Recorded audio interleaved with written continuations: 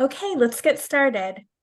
Welcome to Together Women Rise's Giving Tuesday webinar, Creating a Legacy of Giving, Women Changing the World.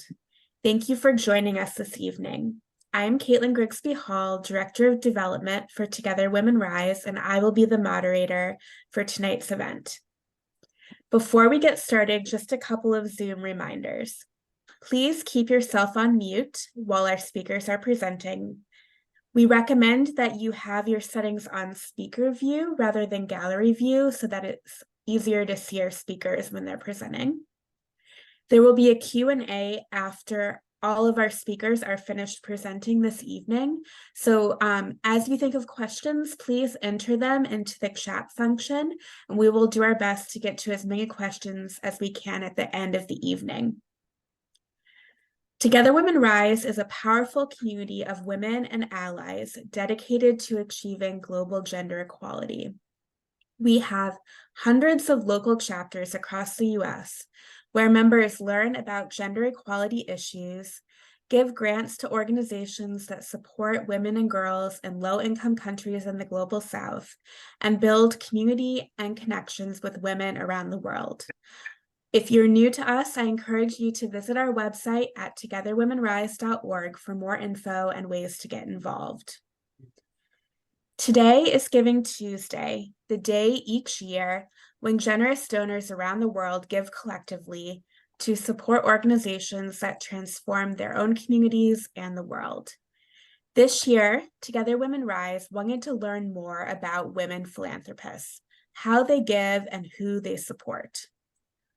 Charitable giving for programs that support women and girls represents less than 2% of total giving in the US.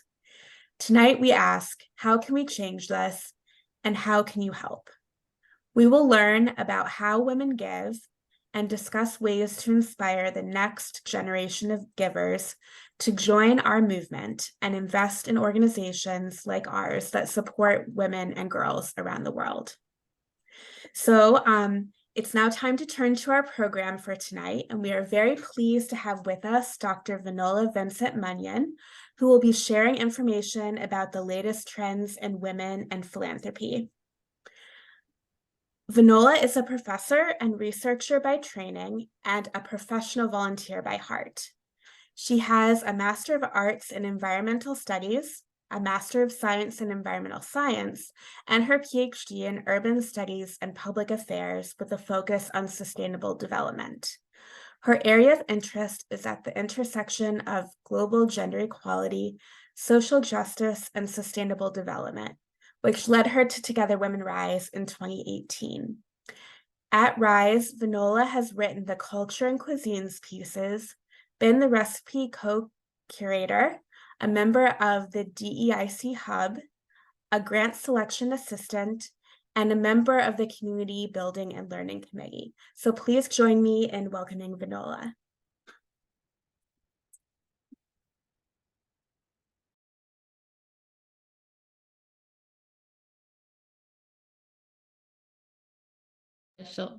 There we go, unmute. Thank you, Caitlin, for that introduction. And I often joke that I am a professional volunteer. And I say that because I log in so many volunteer hours that I might as well be my official job title. And I'm starting this with a story, a true story. One of the three organizations that I volunteer with is my daughter's school. I spend so much time there that I've befriended all the security guards, and we are on a first name basis. So the other day I was swinging in for my third time for that day because I'd already gone in and made 2 presentations. And I was swinging into carpool to an earlier carpool. So one of the guards, we'll just call him John because I haven't gotten his permission to share this, came by, knocked on my window, and he said, "Mrs. Vinola, you're at the wrong carpool today." And I said, "How did you know it was me?" Because I was in a line of cars and he came straight up to my car. And he said, "Because I know your car from your magnet. It's the only car in the school that has this particular magnet." And that's an image of my car with the magnet on it. So this led to a discussion about Together Women Rise, and he wanted to know more about what we do. But then I gave him the elevator pitch, and his reaction was, what about the men? What about the boys? Why don't you support boys and men? I share this, it happened just 2 weeks ago. I share this not just as a true story, but also with the hope that by the end of this presentation, that you will walk away with knowing why it is that we support women and girls. And that you will also walk away with the conviction that women and girls need to be on both sides of the equation of giving, both as donors and as recipients, and why that is so important for creating systemic change. So this is sort of an overview of what I'm going to be talking about today, just to give an idea of what we're going to go through. And since we're talking about philanthropy, I thought we should start with, how do we define philanthropy? And generally, when we use that word, I think even a layperson's immediate connection to that word is the giving of money, donations. But philanthropy is not just the giving of money, it's the giving of time. It is also the giving of ties. It is the making connections across one's network. It is also testimony, which is advocacy. So all of this is bundled into what we term as philanthropy.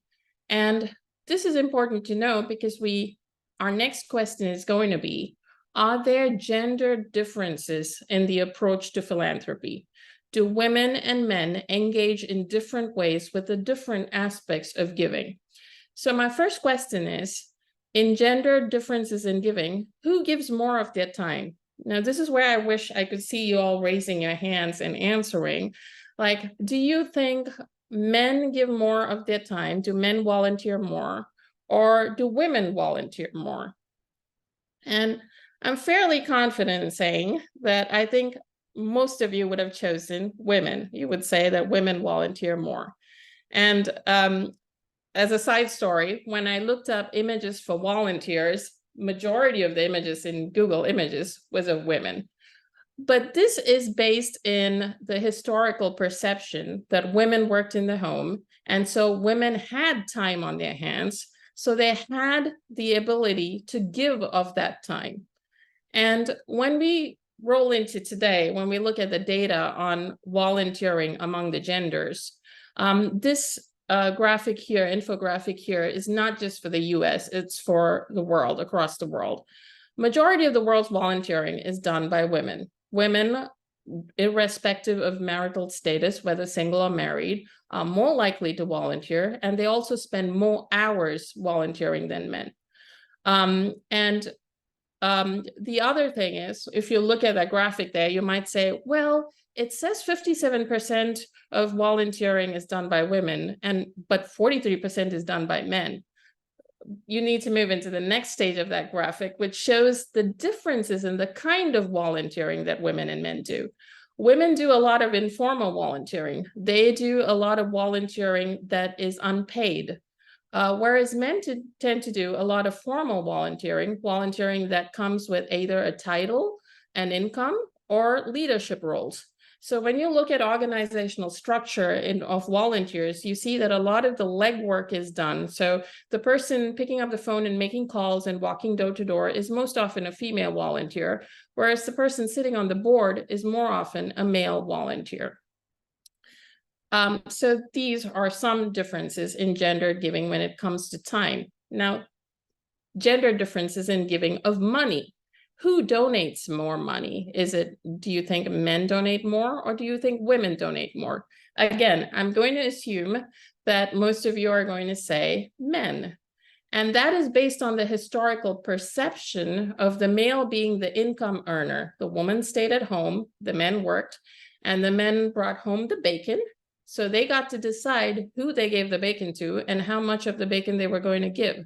So it has been the historical perception that has informed ideas on who donates money to philanthropic causes. But when and it is almost a universally accepted notion that women tend to give less money, but they tend to give more of their time. But when we control for education, income, and all these factors that we see that women actually are more likely to give, and also more likely to give than men.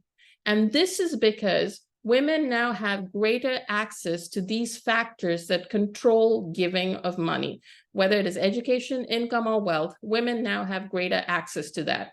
And since those are the factors that control the giving of money, we are seeing that women are giving as much or more than men. So this shows the differences between single men, single women, and married couples. So single women give more than single men. When it comes to married couples, of course, as a unit, they are giving more. But this leads to the question of who is the head of the household when it comes to these giving patterns? Who is making the decision? Because we know when it's a single person, a single female is giving more than a single male. But when it's a couple, when it's a unit, who is the force behind the giving? Who is choosing to give? Who is saying we need to give, or this is how much we need to give?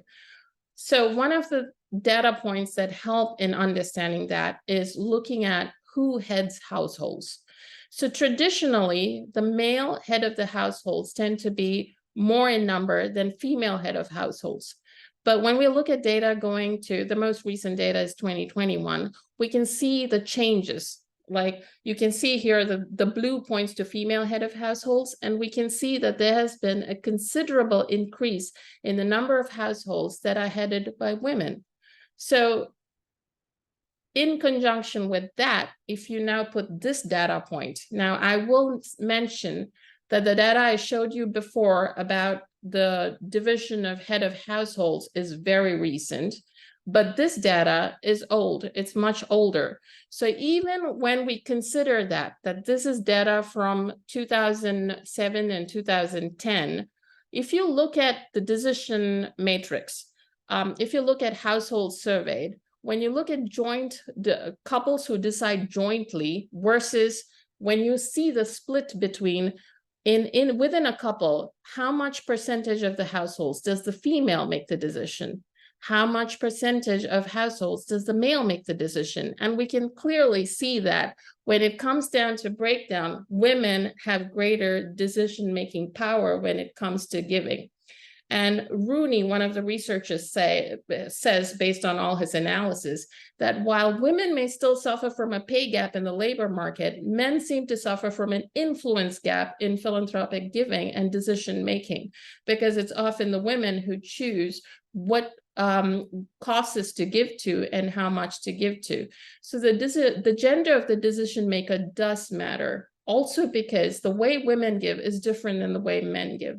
Women give to different causes than men. They give more to education, and they tend to spread their donations around. They don't pick just one cause to give, they pick multiple causes to give.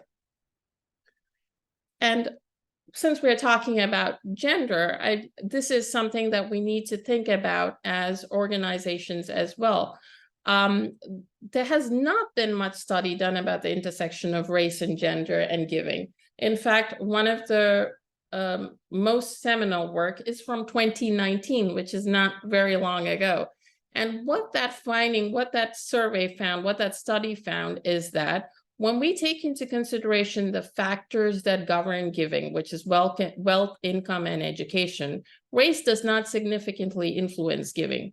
The reason why we are not seeing people of all races represented is because organizations are not going to people of different races and asking. So the gender differences are consistent across groups. Women are still likely to give more than men, irrespective of the gender. So this is something of a learning, of a thing for organizations to consider, that we need to be engaging with different groups. We need to not be staying with one group with the notion that only certain groups donate more than others, especially when it comes to giving circles. It has been found that women of color tend to be more active in giving circles because there's a sense of community there. We have now seen the gender differences in giving. I am now getting into the why of giving, what motivates men to give versus what motivates women to give. This is a bit of a murky area in research, because it's not very easy to uncouple the effects of different variables that go into motivation. We cannot very clearly say this is the one thing that motivates a person.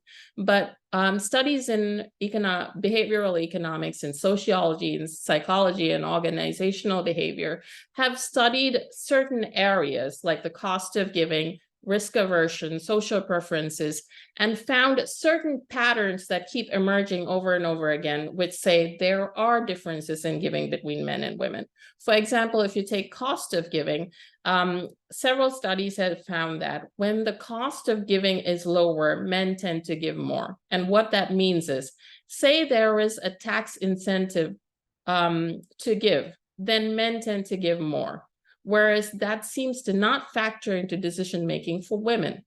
Whereas women have a greater aversion towards risk. So they will not give a huge amount to just one organization, but if they have a certain amount that they're choosing to donate, they would pick a few different organizations to give, and they will pick those organizations based on input they have from members of their community.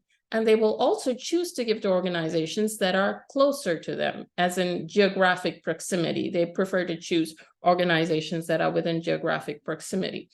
When it comes to moral identity and altruism, it's very hard to say that one gender has a greater moral high ground or the other.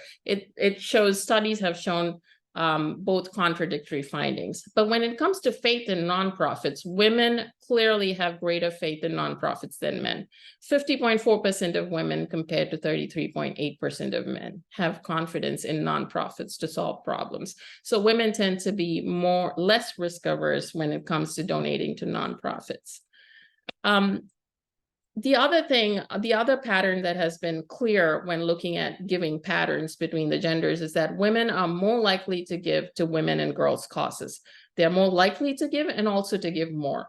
And the reason behind this, when surveyed, most of the women said that they feel a sense of empathy toward what these women and girls are going through, so they understand and they feel that they need to contribute.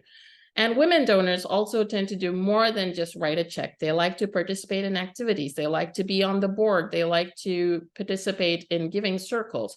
So these are all differences that we see. Now we get into why, I might have skipped a slide. Let's go back.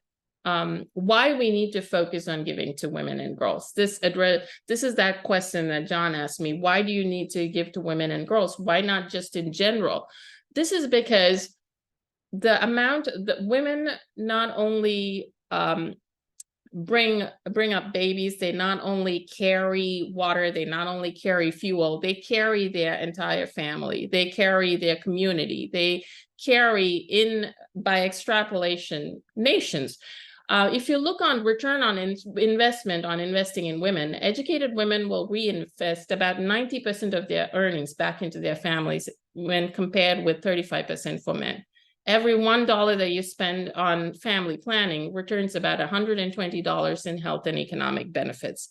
And every dollar spent on girls' rights and education generates about 100, I'm unable to see the number, but so the return on investment on these investments in girls and women is way higher. So there are two charts here that show the same sort of idea that investing in women and girls yields benefits that are far more than the actual investment. For example, in case of maternal mortality, investing in maternal health, maternal care, and prenatal care, every dollar spent yields $16 in return. So these are examples of why we need to focus on giving to women and girls. However, when we look at the status of giving to women and girls, we find that only 1.8% of overall charitable giving actually goes to women and girls. In 2020, that was the total amount of the pie, even though there are nearly 50,000 US organizations dedicated to women and girls. And this is just for giving in the US. And within those areas, under giving for women and girls, these were the focus areas that received the allocations. And if you see under there, I believe international is 1, 2, 3, 4. Women and girls international is just 0.8 billion. And that is about the 6th on the on the order of ranking of areas that money goes toward. This brings us to, I'm trying to go a little faster because I realize I have a lot of material, but why are giving circles or collectives important when we think about giving to girls and women? It is because when you look at giving circles, there are over 2,000 giving circles in the US as of 2022, with about 150,000 people involved in these circles, donating about 1.3 billion. 84% of these giving circles make grants in their geographic area, and 60% of these circles are built around an identity, a shared identity. But the important point here that women make up the majority of members in these giving circles. And of the giving circles, not only are women a major group in these giving circles or women collectives tend to focus more on giving to girls and women. So if we look at the graph there, it shows giving for the general population, which is the red, and giving for women and girls, which is the orange. And even though they're kind of parallel, after about 2018, we can see that charitable giving for women and girls in women's giving circles increased significantly. And there's this very interesting study of the Lions Club members, which shows that if at least 50% of the members in a club are women, and if the membership further increases, then any individual in that giving circle will donate more. So there is this sort of group dynamic that when women are there in a giving circle, there is greater amount of giving to the cause and greater amount of giving to women and girls. So who is a giving circle that we know of that focuses 100% on giving to women and girls? I'll take it that you all answered Together Women Rise. I hear Beverley mouthing it. So Together Women Rise works in this sphere. These are like the points that I really want to focus on at the end. Women are critical force on both sides of the giving equation, whether it is women as donors, because women, as we have seen, I went through these rather quickly, but based on that, all the data that we have, women give more of their time, and women control the decision-making of giving of money as well. So they are a formidable force on the giving side. And giving to women on the recipient side bring greater return on investment. So it is very essential to keep both sides of this equation. Giving circles are a formidable force in giving to women and girls. And this is a very important point. Together Women Rise is the only giving circle of its kind that places women and girls on both sides of the equation. And we have on the giver's side as well as the recipient side. And it is one of few giving circles that serves women and girls in low-income countries. There are very few that are focused in regions outside of the US. And it is one of very few that provides monthly education and community building resources among its members. For all of these reasons, I think we really need to get the word out about how Together Women Rise is working in the area that we need to be working on, and why giving to women and girls is so vital. Thank you.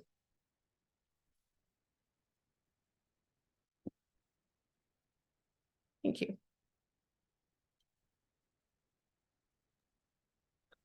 All right.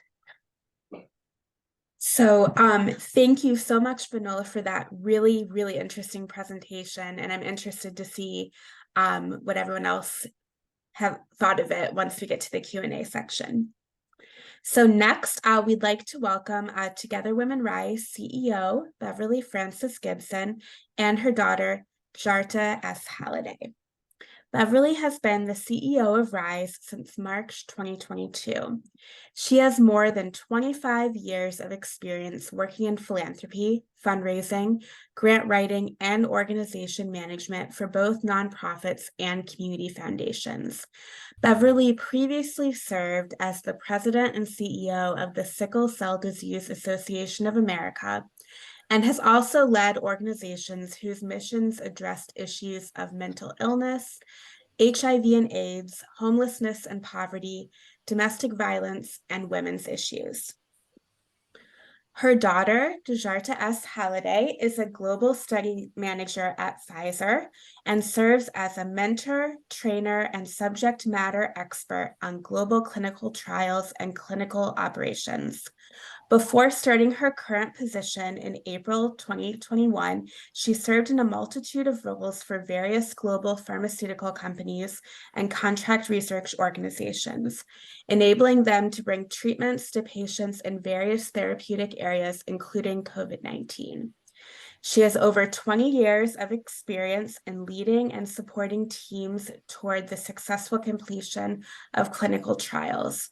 She has a Master's of Science degree in psychology with research interests in marriage and family in the African American community, and a bachelor's degree in English with a minor in African American Studies from the University of North Carolina at Greensboro. Please join me in welcoming Beverley and Djarta.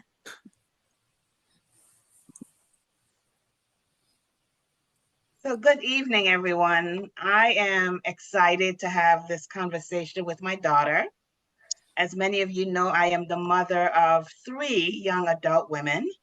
And what I wanted to share with all of you tonight is that throughout my life, I've strived to create a legacy of giving not only time, talent, and treasure, but tradition and testimony within my family and with my girls.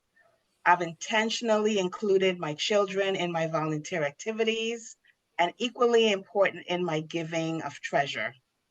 I created a donor advised fund when I worked at a community foundation to provide an opportunity for us to determine which organizations we wanted to support as a family. And this was our way of giving back together. Tonight, my eldest daughter, Djarta, is joining me for a conversation about what she has learned from me and from life, and how she is approaching giving in her own way. So Dej, and that's my nickname for her. I remember when you were in high school and I told you that I wanted you to volunteer one summer. I think you were maybe 15. And I didn't want you to work for pay, and you were not very happy with your mom. Do you remember what was the lesson you learned from that experience? Um, the lesson I believe at the time, although I didn't see it at the time, was that it was still valuable to participate in the community in a way that wasn't focused on what I could benefit from it financially, right? In terms of providing my presence, my time, and my attention to volunteering ended up being a lot more fruitful and important for me, helped me grow at the time in ways I don't necessarily think I would have had I been just focused on employment, gainful or otherwise. I would agree. I would agree.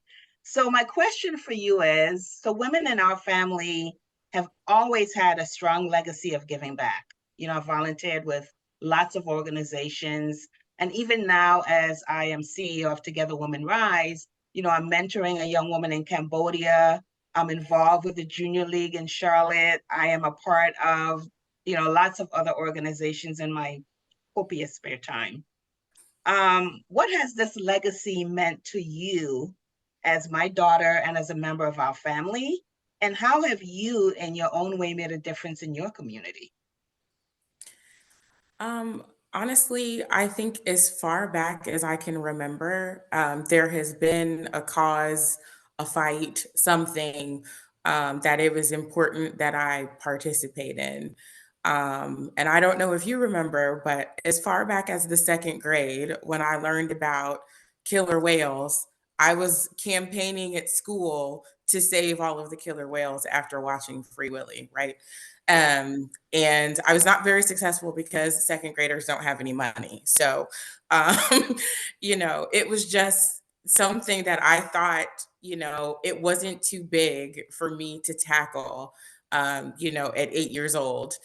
I had seen just from the various organizations that you've either worked at or roles that you've served in as a community member, that it was really important to do something. One person really can make a difference, even if that difference is just telling other second graders that it's important that we save marine mammals, right? And I mean, it's just been carried through so many of the friendships that I've had, relationships that I've made with people. I have found that as I just kind of reflect back over things that I've done in my personal life, it's been in that legacy of giving, of time, of educational experience, relational experiences, that I've been able just to reflect what you've instilled in me and in all of us, my sisters and myself, in terms of what it means to be a giver, of whatever you have to offer, and just kind of seeing how that is reflected back, in the decisions that other people make, for how they give and participate in giving in the community. Yes, I would definitely agree. Vinola touched on this, and I wanted to say this as well. So we collectively think of philanthropy as something that's often described as being something that only wealthy people do. Do you consider yourself to be a philanthropist? And if so, why or why not? Um, I do think I consider myself to be a philanthropist. However, I'm not a traditional philanthropist. I'm not wealthy. And as Vanola pointed to, I'm a woman of color, right? And so the decisions I've made about how I give, what I give, is influenced by all of that. Um, it's been very important to me to give back in ways that aren't only financial, because I feel like it's really important for the person that I'm speaking to or the people that I'm sharing with to understand that sometimes the value is in the education, that I'm providing, or in the relationship that I'm building with them. A large part of what I do every day, in my job, is reflected in relationship building. I try really, really hard. I spend a lot of time focusing on ensuring I can create a connection with someone, especially in a global environment. If there's a way for me to connect with someone that gets at the heart of, you know, where they come from. If there's something that I've learned along the way that I think is valuable to them to know, and I can also then, provide some sort of additional financial support, then I find ways to do that. And it's been important for me to do that over the years as well. Awesome. So do you think that there are generational differences in giving?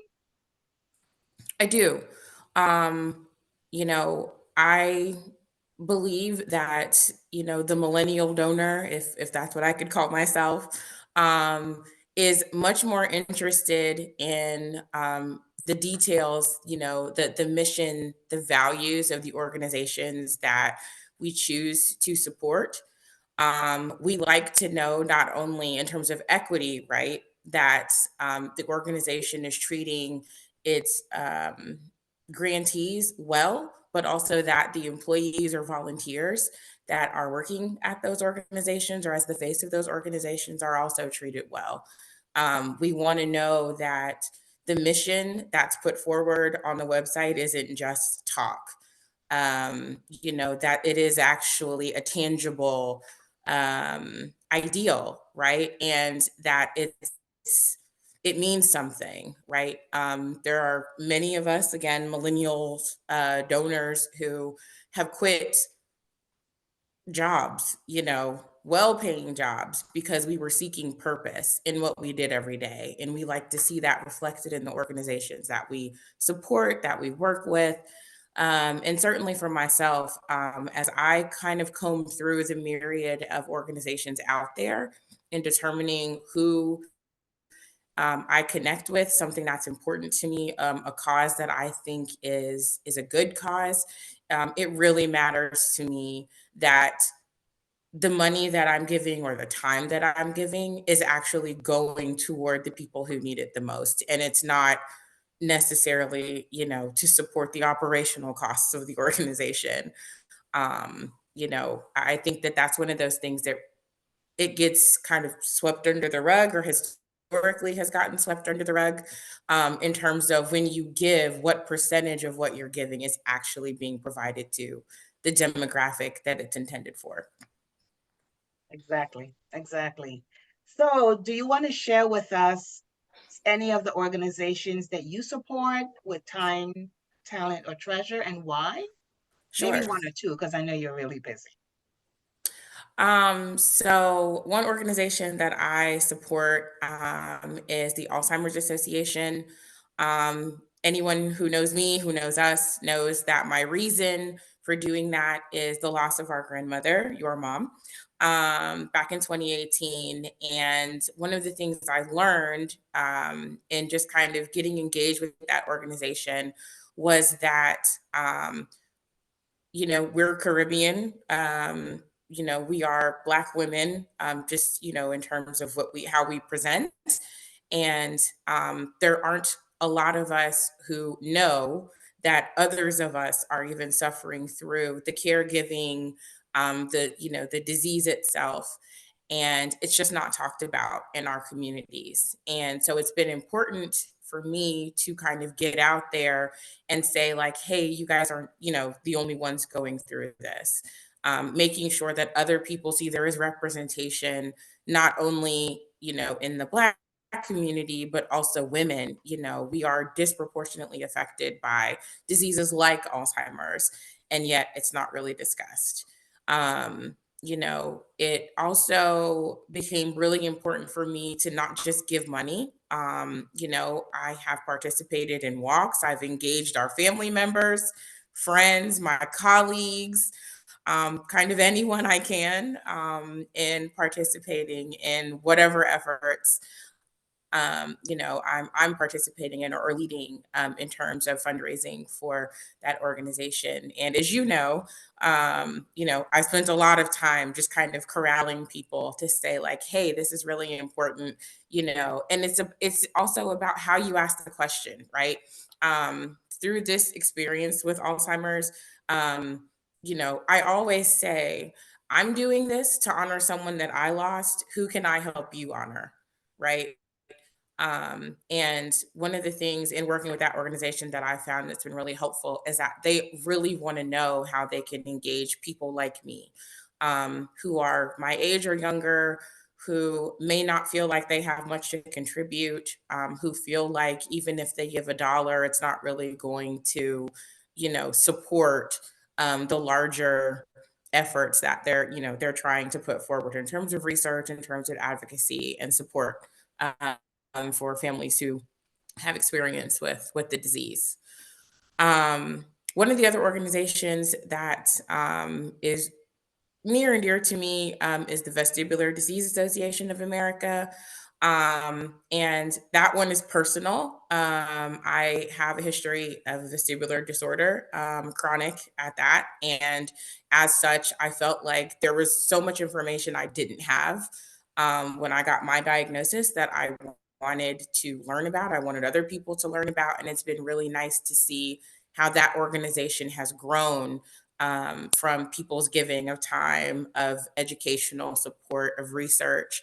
And it's been beneficial to me on lots of levels. Awesome. So of course, I have to ask, how could Together Women Rise inspire you and your interest and your involvement? I What could believe we it's do? important to, engage, right? Ask the right questions, and not be afraid to be vulnerable, right? I think, as it tends to be the case, the more life experience you have, the more you believe that that experience informs, um, you know, what decisions you make and how you should, proceed, in any number of things, right? That's a vague statement intentionally. I do think that as we are, evolving as a society, as AI becomes a large part of kind of our everyday lives. And people younger than I who are far more well versed in how all of those things work are going to want to know, like, if I decide to support this organization, is AI going to be something that they're using, right? They're going to want to know, are the people that I engage with at the organization even going to want to talk about my perspective as a younger person, about how the technology works to support giving, about how the technology works to support volunteering? You know, what are the ways that are not necessarily as tangible for how we work with younger communities, younger audiences, and pull them in, right? And understanding that it's not necessarily going to be as important um, to them. I think some of the things that have been important to donors, to volunteers in the past, they'll want to contribute in different ways. And organizations, I think, will need to be flexible and be willing to be educated about the ways that they can do that. So do you think, as a follow-up, that Together Women Rises model, which is, you know, what I would call it a collective, we have chapters all across the country, is that something that you and your friends would be interested in, based on what you know about Together Women Rise? I think there would be interest there, and it would be important to ensure that, at least right now, you know, this year, next year, diversity is really important. Representation is really important. I'm not saying that, you know, if someone who looks like them doesn't come to them and, you know, say, "Oh, I'd love for you to join this organization. Here's what it's about," that they won't. But I think ensuring that you've got the right face for the demographic that you're trying to reach, and making sure that you're not donor splaining, if I can make up a term, to them You're gonna what have to it is. define that. You have to define that. Well, organizations like Together Women Rise are rife with well experienced donors, right? People who have been in the nonprofit sector for a long time. And you don't want over explanation of giving, of volunteerism, of philanthropy to just kind of fall on deaf ears because they're like, yeah, okay, I've heard this before. You want it to be fresh, you want it to be educational and informative, but you don't want it to be, you know, um, the same kind of bland, you know, presentation that they may have experienced with one organization or another in the past. And like I said before, they're going to want to know, you know, if I participate, what am I actually participating in? What are you really asking of me? As life has gotten more expensive, time has gotten more valuable, and they're going to want to know that their time, that their money is actually going towards what Together Women Rise is really about. And so, you know, if you're asking me to come to a meeting, how many meetings are we talking about? They're going to want that to be clear. If you're asking them to travel, right, to one of the many countries that I know that you guys have organizations in that you support, they're going to want to know, you know, okay, if I come on this trip, it's not just a joyride, right? It's not just so I can show up and take nice pictures and say, look what I did, you know, on my vacation instead of going to Cabo, right? It's going to have to be about tangible things, actual giving, actual support for the communities that you're serving. And it can't just be an Instagrammable or a Snapchatable opportunity that doesn't really speak to what the mission and value of the organization is really about. Okay. And then my last question, because I know we're going to go to the Q&A session next. My last question is about legacy giving. So legacy giving for me is about who are my beneficiaries, who are the charities that I am going to leave money to when I pass away, in addition to my children. And this, of course, has very special meaning to me and to our family. Do you think this is something that young women or young men your age think about now? I think that we think about legacy, but we don't necessarily think about connecting that to giving. Um, I think there is an undercurrent of giving back, but being intentional about what that means should be a part of a family discussion, right? It's the holiday season. It's a great time to discuss the ways that you can give back. And it's not just serving at a food pantry or providing a donation through a church or something like that, right? Having a discussion about how you intend to leave a legacy of giving behind, in your estate planning, that's really important. And I don't know that it's a conversation that people have often enough because it can be seen as morbid. And so I think it's important to kind of lift the stigma, if you will, about these kinds of discussions about legacy giving. Um, right? It's not about being devoid of sentimentality for how you leave your legacy, but it's about kind of expounding on what you intend to leave the world with. And most people intend for the world to be a better place, after they've left it. Thank you, Dej.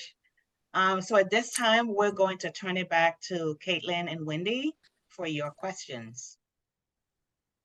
I've asked everyone to put their questions in the chat if they have them. This can include questions for Beverley and Djarta, or it can also include questions for Vinola. We do have one question, and you all are going to think I planted this, but the question is, please address the conflict between paying staff a decent wage commensurate with their expertise and I did not plant this, and responsibility, and donors not being thrilled or not really, or wanting you to spend as little as possible on administration. Vinola, did your research provide any insight on this question? I have an answer, obviously, but. Not on donors per se, but I did find, and I had it in one of the slides that I called because I was going over time, was the thing of, it's called invisible career, that working in nonprofit organizations is seen as worthy, but there is a conflict between the thing of it's lauded, it's considered that it's noble, but at the same time, any kind of nonprofit work or volunteer work is seen as work that does not need to be paid. So since it's a job that is not paid, it is not considered on the same level, even, so there's actually a book that's a seminal work in the field of volunteering that is known as, it's titled Invisible Career, that women working in these voluntary fields in the nonprofit, it's an invisible career for them because they're not paid for it sufficiently. I would also share that in my career in the nonprofit sector, there is a myth that donors have had that you don't pay for overhead or you don't support overhead. And that is a myth, because I think nonprofit organizations are businesses. And although we're doing the charitable aspect of this business, you want to pay for the best professional staff that you can get. And what we also find, I've seen it with colleagues, is that most executive directors, CEOs of nonprofit organizations leave after 5 years because they're not being paid well for the amount of work that's expected of them. And the time and talent and treasure that they bring and the expertise that they bring is undervalued. So that is definitely, even when I worked at the foundation, that was a discussion that we had with donors all the time. And Vinola just put a comment in here, also that a lot of donors feel, and I think that was even mentioned by Djarta, that donors want their money to go towards the people that will be helped the most. Yeah. And often see that salaries or administration to keep those programs actually happening are not Yeah, you see the language maximizing donor dollars for actual cost. There's actual language there where they feel like it should go directly to the cause, but don't factor in the point that there is someone in between doing all the work to get the money from here to there. Exactly. If anyone has a question, you can still put it in the chat, but I think that I'll turn it back over to you, Caitlin.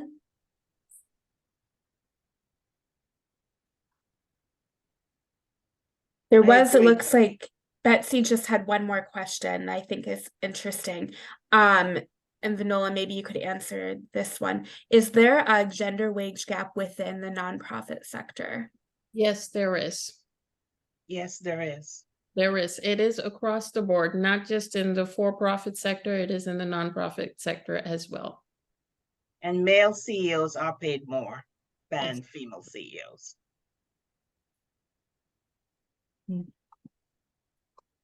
All right. Well, on that cheery note, we're going to wrap up our program for this evening. So I want to end by reminding everyone, because it is Giving Tuesday, that our 2023 annual appeal is underway.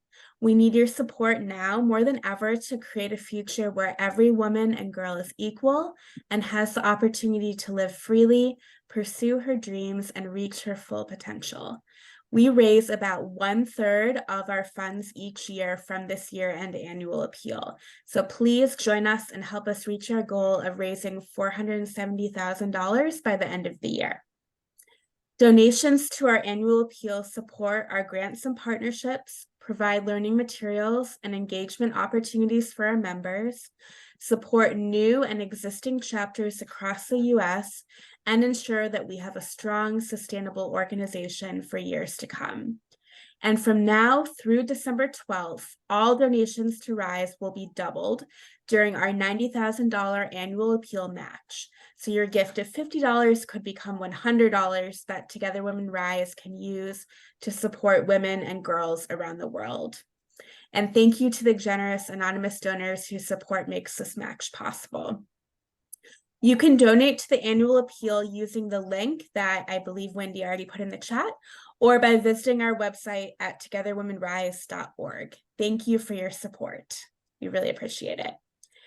And finally, I want to conclude by announcing some upcoming events. These are just events through the end of the year.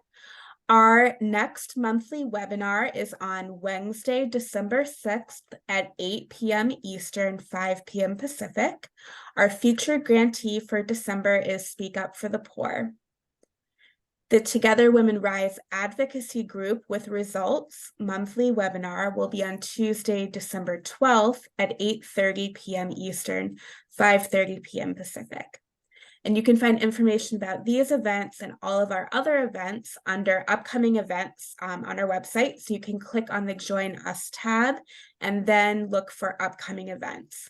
You can learn more there, be able to register for the events and access recordings of past events. And because we recorded this event tonight, that will also be available on our website for you if you'd like to go back and look at it or share it with a friend. So thank you all and good night. And on behalf of everyone at RISE, we wish you a very happy holiday season. Thank you. Thank you all for joining us. Bye.